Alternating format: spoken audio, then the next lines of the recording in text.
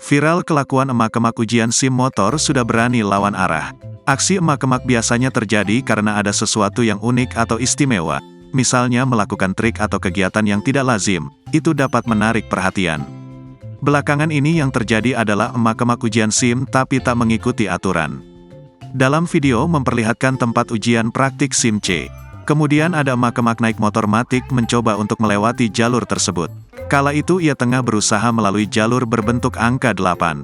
Ia bisa melewati tikungan pertama. Hanya saja emak-emak itu malah melawan arah atau tak sesuai dengan jalur panah yang ada. Jika seharusnya ia berbelok ke kiri, emak-emak itu malah lurus.